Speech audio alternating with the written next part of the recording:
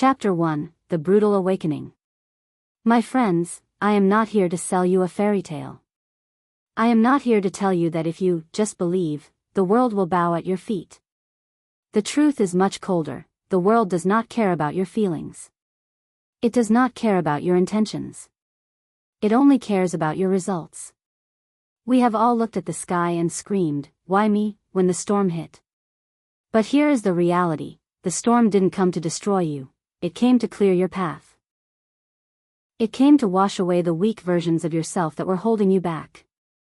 Your comfort zone is a beautiful graveyard. Nothing grows there. If you want to bloom, you must be willing to be buried in the dirt of hard work and struggle first. Chapter 2, The Anatomy of an Excuse. What is an excuse? It is a well-planned lie you tell yourself so you don't have to face the mirror. I don't have the money. I wasn't born into the right family. The timing isn't right.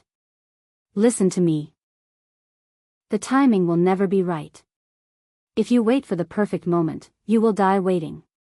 Success is a thief, it steals opportunities from those who hesitate. You must stop being a spectator in your own life. Take the pen. Write the script. Stop playing the victim and start playing the victor. Chapter 3, Fear as a Compass. Most people run away from what scares them. Winners run toward it. Fear is not a wall, it is a compass. It points directly to the area where you need to grow the most. Are you afraid of failing? Good. It means you are trying something bigger than yourself. Are you afraid of being judged? Good. It means you are no longer blending in with the sheep.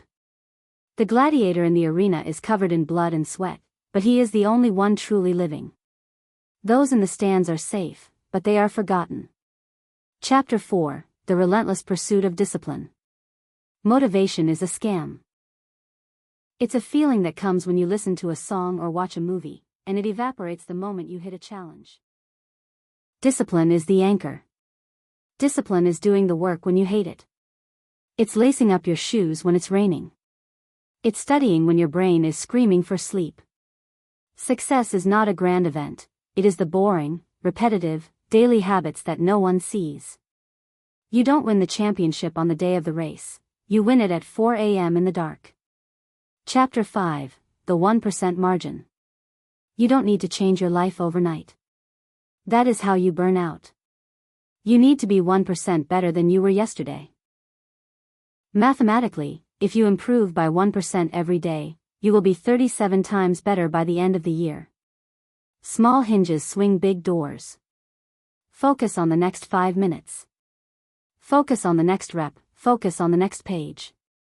Build your empire one brick at a time. Chapter 6, The Price of Greatness. Everything has a price tag. You want the dream job? The price is late nights and zero social life. You want the perfect body? The price is physical pain and dietary sacrifice. The problem is that most people want the prize without the price. You cannot cheat the grind. The grind knows how much work you've put in. It knows if you took a shortcut. If you want what the 1% has, you must be willing to do what the 99% won't. Chapter 7, Mental Fortress and Focus. We live in an age of distraction. Your phone is a weapon designed to steal your future. Every notification is a pebble thrown at your focus. You must build a mental fortress. Guard the gates of your mind. If it doesn't nourish your soul or your bank account, get rid of it. Be a monk in your work. Go deep. While others are scrolling through other people's lives, you should be building yours. Chapter 8, Embracing the Loneliness. The higher you climb, the thinner the air becomes. Many people will leave you. They will say you've changed. They will call you obsessed. Let them. You cannot fly with eagles if you are hanging around chickens. Loneliness is the tax you pay for greatness. Use the solitude to find out who you really are. Chapter 9, The Art of the Rebound. You will fail. Let's get that out of the way. You will lose money, you will get rejected, and you will fall flat on your face. But failure is not the opposite of success, it is a part of it. A baby falls hundreds of times before it walks. It doesn't stop and say, maybe walking isn't for me. Why do you? Get up. Dust yourself off. The only way you truly lose is if you stay down. Chapter 10, The Legacy. One day, your heart will beat its last beat. On that day, what will they say about you? Did you just consume oxygen and pay bills, or did you leave a dent in the universe? You are a miracle of biology. You are the result of thousands of ancestors who survived wars and famines so you could be here. Don't let them down. Don't let yourself down. Stand up, shoulders back, and go take what is yours. Buyalkulagud Jursek Bur Manifesto, Dirinlagin Tasimak Isen, Simdi Daha Teknik, Daha Felsefy V Insan Psychologizanen and Dirinlern Enen Balanlurl Devam Edioras. Bu Kisimler, Bur Konusmasanen SCS Tununu Alkaltip Dinliasanen Ruhuna Fisildadiji, Ardindan Bur Volkan Jibi Patladiji and Larry Temzel Eder. Chapter 11, The Toxicity of Comfort, Conquering the Inner Slave. We were not designed for the couch. We were designed for the hunt. For thousands of years, our ancestors woke up with one goal. Survival.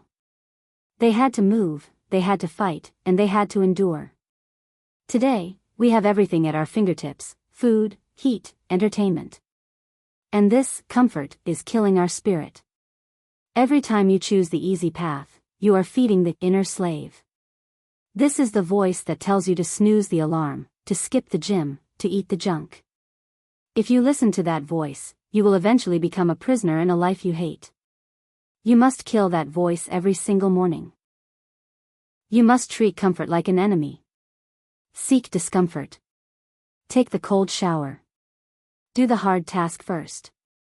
When you conquer yourself, the world has no choice but to surrender to you. Chapter 13, The Pain of Regret versus the Pain of Discipline. You have two choices in this life, and you must pick one. There is no third option. The pain of discipline, this weighs ounces. It's the sting of a workout, the boredom of a book, the silence of a late night. The pain of regret, this weighs tons. It is the crushing weight of lying on your deathbed and realizing you could have been so much more. Imagine meeting the version of yourself you could have become. The person who didn't quit, the person who stayed disciplined, the person who conquered their fears. Now, imagine that person looking you in the eye and asking, why didn't you try? That is the ultimate hell. Don't let that be your story. Choose the sting of discipline today so you don't have to feel the crush of regret tomorrow. Chapter 14, Social Dynamics and the Power of No. The world wants you to be average. Average is safe. Average is predictable.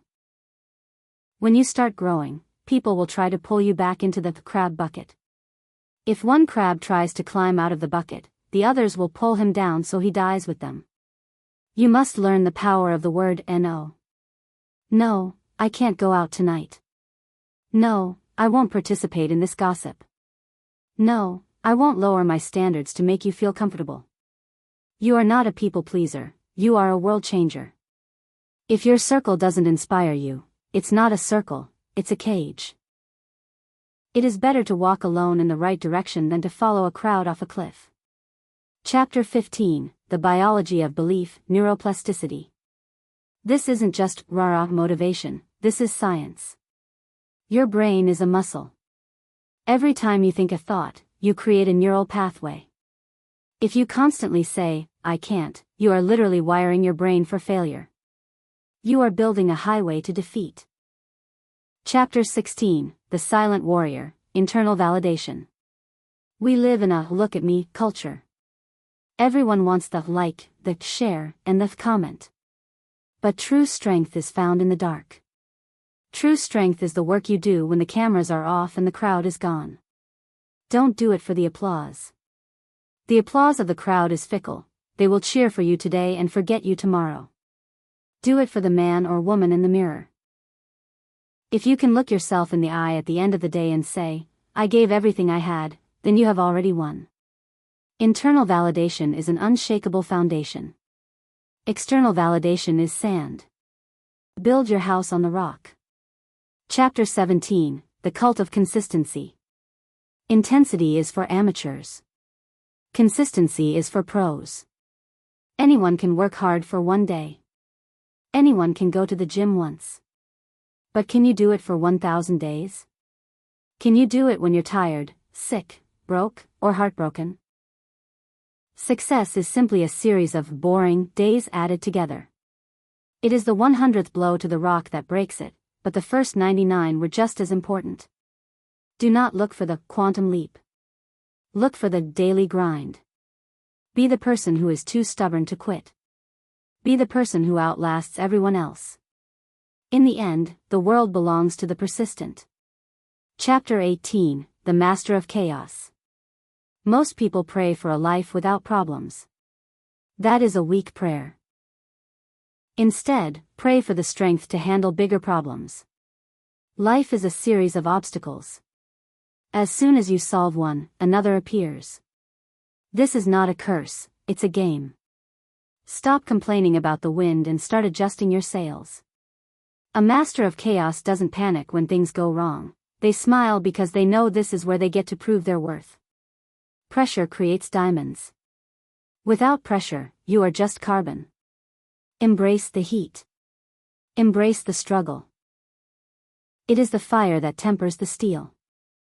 Chapter 21, The Psychology of the Dark Room. There is a place every high achiever knows. It's called the dark room. It is that period of time between when you start a project and when you see any results. It's the time when you are working 14 hours a day, but your bank account is still zero. It's the time when you are dieting every day, but the scale doesn't move. Most people quit in the dark room. They think, this isn't working. But the dark room is where the development happens. Just like an old-fashioned photograph, you are being developed in the dark. If you turn on the lights too early, if you seek fame or comfort before you are ready, you ruin the image. Trust the process of the dark. Silence is a sign of progress. If you are working and no one is clapping, good. You are becoming dangerous. You are becoming a master. Chapter 22, The Obsession Over Balance. The world tells you to seek balance. They say, don't work too hard, don't be too obsessed, take it easy.